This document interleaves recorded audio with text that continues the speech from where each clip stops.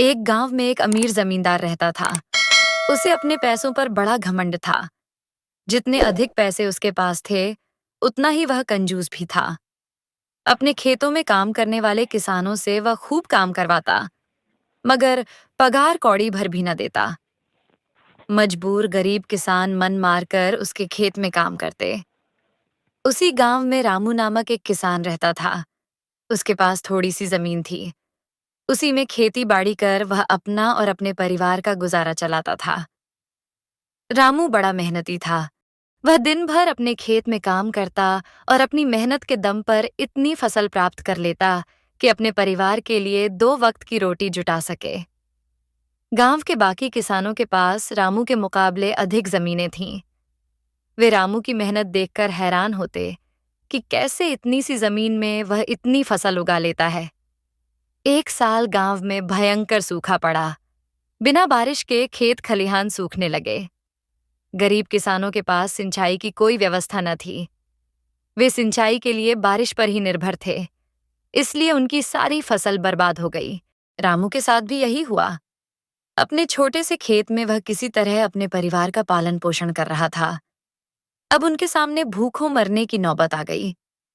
मजबूरी के कारण वह गांव के जमींदार के पास कर्ज मांगने गया। जमींदार कंजूस तो था।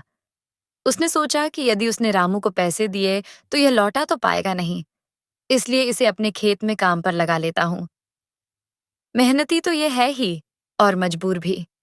कम पैसों में दुगुनी मेहनत करवाऊंगा।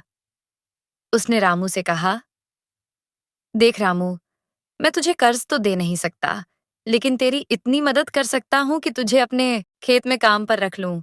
तुझे महीने के 1,000 रुपए दे दिया करूंगा। पर मालिक दूसरे किसान तो 2,000 पाते हैं। रामू बोला, करना है तो कर, वरना मेरे पास किसानों की कमी नहीं। जमींदार बोला। मजबूर रामू क्या करता? हामी भरकर घर लौट आया। अगले दिन से जमींदार के खेत में काम करने लगा। मेहनती तो वह था ही। वह खूब मेहनत और लगन से काम करता। उसने 4 महीने का काम 2 महीने में ही कर दिया।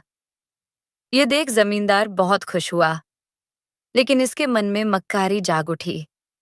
उसने सोचा कि 4 महीने का काम तो इसने 2 ही महीने में कर दिया, क्यों ना इसे निकाल दूं।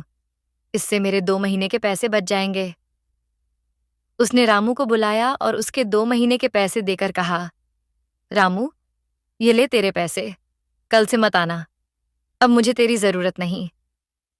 ये सुनकर रामू परेशान हो गया। बड़ी मुश्किल से उसका घर चल रहा था। अब अपने परिवार का भरण पोषण कैसे करेगा?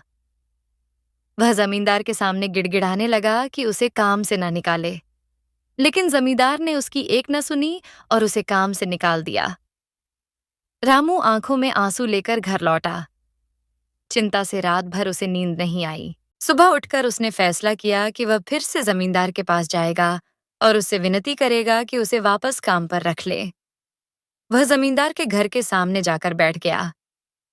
सुबह उठकर जाट जमींदार अपने घर से बाहर निकला तो रामू को घर के सामने बैठा हुआ देखा। उसने रामू से पूछा, क्या हुआ रामू, क्यों आया है? रामू जमींदार की पैरों पर गिर पड़ा और गिड़गिड़ाते हुए बोला, मुझ पर दया कीजिए मालिक, मुझे काम पर रख लीजिए, मेरा परिवार भूखा मर जाएगा। जमींदार ने उसकी एक न सुनी और उसे धक्के मार के वहां से निकाल दिया। रामू उस समय तो वहां से चला गया, लेकिन अगली सुबह फिर सेठ के घर के सामने जाकर बैठ गया। जमींदार ने उसे फिर बुरा भला कहकर भगा दिया। अब से रोज यही क्रम चलने लगा। रामू रोज जमींदार के घर के सामने जाकर बैठ जाता और जमींदार उसे भगा देता। पूरे गांव में इस बात की चर्चा होने लगी। सब जमींदार को भला बुरा कहने लगे। तंग आकर जमींदार ने सोचा कि क्यों ना कुछ दिन परिवार सहित दूसरे गांव चला जाऊं। मुझे घर पर ना देखकर रामू यहां आना बंद कर देगा। अगले दिन वह परिवार सहित दूसरे गांव अपने रिश्तेदार के घर चला गया। 10-15 दिन रिश्तेदार के घर रहने के बाद जब वह अपने घर लौटा तो मोहन को अपने घर के सामने बैठा नहीं पाया। वह मन ही मन खुश हुआ कि चलो उससे पीछा छूटा, लेकिन वह चकित भी हुआ कि आखिर रामू ने आना बंद क्यों कर दिया। उसने गांव वालों को बुलाकर पूछा, तो पता चला कि रामू घायल है और अपने घर पर पड़ा हुआ है। जमींदार ने पूछा, क्या हुआ उसे?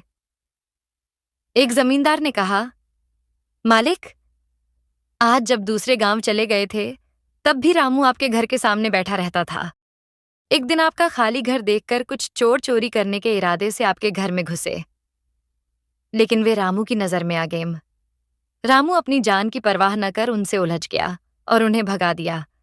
उनके बीच हुई हाथपाई के कारण रामू घायल हो गया। ये जानकर जमींदार को खुद पर शर्म आने लगी कि उसने रामू के साथ कितना बुरा किया, लेकिन इसके बाद भी रामू उसके घर चोरी होने से बचाने के लिए चोरों से उलझ गया। वह पछताने लगा। उसने रामू के घर जाने का फैसला किया। वह रामू के घर पहुंचा तो देखा कि रामू बड़ी दयनीय अवस्था में चारपाई पर पड़ा हुआ है। उसके बच्चे भूख से बिलख रहे हैं। ये देख जमींदार का दिल भर आया। उसने रामू से अपने की माफी मांगी, उसका इलाज करवाया और ठीक होने के बाद अच्छी पगार के साथ उसे फिर से काम पर रख लिया। मित्रों, आपको ये कहानी कैसी लगी? ये बात आप हमको कमेंट के माध्यम से जरूर बताइए। और हाँ, सब्सक्राइब करना ना भूले।